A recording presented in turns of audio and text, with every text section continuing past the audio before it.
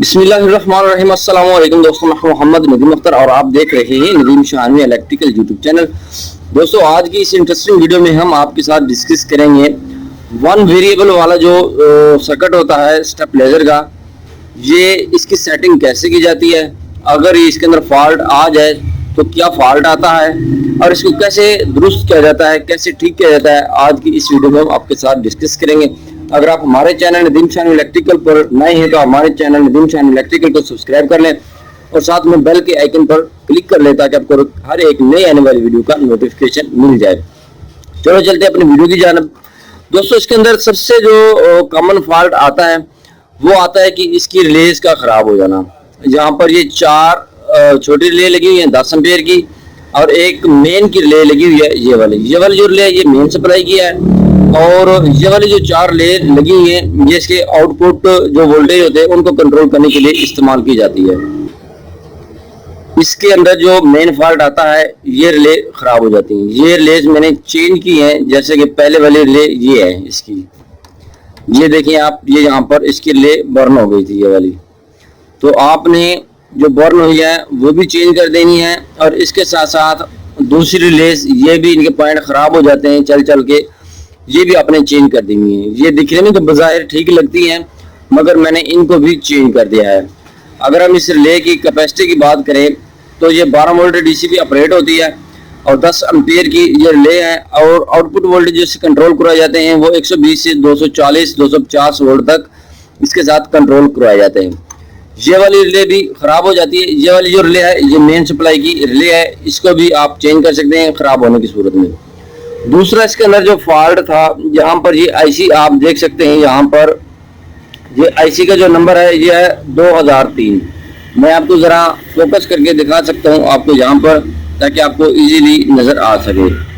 इसका नंबर है जी ये यहाँ पर आप देख सकते हैं ULN 2003AN, इनके इसको कहते हैं 2003 आईसी का नंबर है।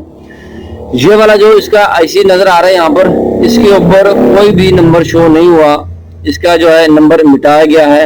ये वाला जो आईसी होता है ये प्रोग्रामेबल आईसी होता है, ये खराब कम बेच होता है। अगर इसकी प्रोग्रामिंग में मसला है तो आप इस आईसी को चेंज करवा सकते हैं जिसका ये सर्किट लगा हुआ है।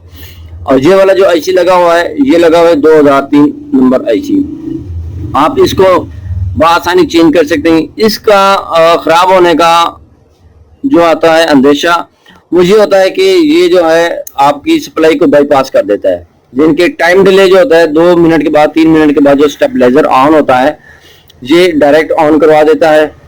इस वजह से इसकी सेटिंग भी आउट हो जाती है और ये उस वक्त आईसी चेंज करने की जरूरत पड़ती है। ये आईसी खराब था, ये मैंने चेंज कर दिया और ये नया आईसी लगा दिया है। जी दोस्तों, अगर हम इसकी सेटिंग की बात करें, आपके पास एक अदद डिजिटल मल्टीमीटर होना चाहिए इस तरह का। आपने इस मीटर को वापडा की सप्लाई के साथ लगा देना जैसे मैंने लगाया हुआ है, और यहाँ पर वोल्टेज शो हो रहे हैं 207 और इधर वोल्टेज शो हो रहे हैं जी 214। ठीक है जी, ये वाले इस मीटर के वोल्टेज और इसके जो इनपुट का मीटर है ये वाले वोल्टेज तकरीबन सेम होने चाहिए। 5-7 वोल्टेज का फर्क आ जाए तो कोई मसला नहीं है। अच्छा जी, यहाँ पर अगर हम वोल्टेज 200 यानी कि 25-30 हों और यहाँ पर 207 हों तो आपने इस वेरिएबल की मदद से ये वाली जो वेरिएबल लगी हुई है ये वाली, ठीक है जी, इस वाली वेरिएबल को राइट या लेफ्ट की साइड पर घुमाएंगे तो आहिस्ता आहिस्ता ये वाले वोल्टेज आपके बराबर होने शुरू हो जाएंगे। अब ये वाले वोल्टेज और ये वाले वोल्टेज आपने बराबर कर लेने इस वेरिएबल की मदद से। जब ये वाले वोल्टेज बराबर हो जाएंगे तो आपने इसकी सेटिंग को वहीं पर छोड़ देना है और इसका मतलब ये होगा कि आपकी जो है स्टेबलाइजर की सेटिंग हो गई है।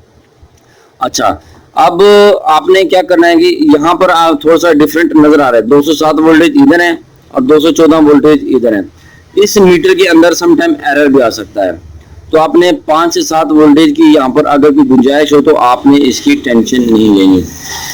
और इसके बाद इसकी जो है सेटिंग ऑटोमेटिक हो जाएगी। अगर आपके पास वोल्टेज रेगुलेटर मौजूद हो तो इस स्टेबलाइजर की जो इनपुट होगी, ये वाले वायर जो इनपुट वायर है जो मैंने वापडा के साथ डायरेक्ट की है, आपने वोल्टेज रेगुलेटर के साथ लगानी है और वहां से ऐसा ऐसा वोल्टेज डिक्रीज करते जाएंगे। और ये यहाँ पर आपके फिर आपने क्या करना है, इस वाली जो है आउटपुट को निकाल के आपने सॉकेट की तरफ लगाना है यहाँ पर, और फिर आपने मीटर पर चेक करना है। यहाँ पर वोल्टेज रेगुलेटर की मदद से आपने वोल्टेज कम करने हैं और यहाँ पर ये ऐसा ऐसा वोल्टेज को बढ़ाता चला जाएगा, क्योंकि जैसे जैसे वोल्टेज कम होंगे यहाँ पर ये स्टेप लगना शुरू हो जाएंगे। जी दोस्तों, ये थी इसकी सेटिंग। और ये इसके अंदर और कोई खास फर्क नहीं आता। इसके अंदर ये एक 78012 लगा हुआ है, 78005 लगा हुआ है, दो ट्रांजिस्टर लगे हुए हैं 12 वोल्ट और 5 वोल्ट को कन्वर्ट करने के लिए। और इसके अलावा तो इसके अंदर कोई खास चीज नहीं है जो इसके अंदर खराब होने वाली है। एक ब्रिज इधर लगा हुआ है, एक ब्रिज इधर लगा हुआ है, इसको आपने चेक कर लेना। ये ज्यादातर चीजें खराब होने वाली नहीं होती, ज्यादातर इसकी आईसी खराब हो जाते हैं और इसकी ये रिलेज खराब हो जाती है। ये थी इसकी इंफॉर्मेशन। तो मैंने सोचा कि मेरे पास ये पीस ठीक होने के लिए आया है तो आप दोस्तों के साथ भी इसकी इन्फॉर्मेशन शेयर कर दी जाए, ताकि अगर आपका भी ये स्टेबलाइजर है आपके घर में मौजूद है तो आप इसको बाय सेल्फ इसको चेक कर सकें कि इसके अंदर फॉल्ट क्या आ रहा है। फिर अगर आप इसको ठीक कर सकते हैं तो एज वेल गुड है, नहीं तो आप इसको किसी भी कारीगर के पास लेके जाएंगे तो ठीक हो जाएगा। अच्छा, इसके अंदर मजे की बात ये भी है, जब इसको आप सप्लाई देते हैं तो यहाँ पर टाइम डिले शुरू हो जाता है। यहाँ पर टाइम डिले शुरू हो जाएगा। कैसे टाइम डिले शुरू होगा, ये मैंने बंद कर दिया है और इसको ऑन किया है। ऑन करने के बाद ये देखें वोल्टेज सॉरी कर रहा हूँ, इसकी जो टाइम है ये ऐसा ऐसा कम हो रहा है। 115 सेकंड का यहाँ पर टाइम लगा है। 115 सेकंड अगर आप वेट नहीं करना चाहते तो यहाँ पर रीसेट, यहाँ पर आप एक बटन ऐड कर सकते हैं। रीसेट को आपने रिमूव कर देना है और यहाँ पर स्टिकर लगा देना है और यहाँ पर बटन लगा के यहाँ पर सर्किट के अंदर दो तारें लगी हुई हैं। SW का मतलब है स्विच। यहाँ से आप इसकी बैक साइड से दो तारें लेके ये यहाँ पर इसका प्रिंट लगा हुआ है, ये देखिए ये प्रिंट लगा हुआ है, ये यहाँ पर आपको नजर आएगा। ठीक है जी, ये वाला यहाँ पर मेरा अंगूठा है, ये दो प्रिंट है।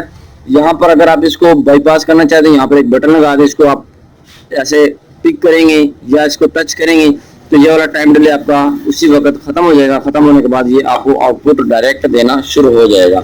जी दोस्तों, कैसी लगी आपको वीडियो? इस वीडियो को जरूर लाइक कीजिएगा, दोस्तों के साथ शेयर कीजिएगा और हमारे Facebook page Nadeem Sawhney electrical को जरूर फॉलो कीजिएगा। वहां पर भी आपको इलेक्ट्रिकल कंटेंट देखने के लिए मिलेगा। मिलते हैं नेक्स्ट वीडियो में, तब तक के लिए अल्लाह हाफिज।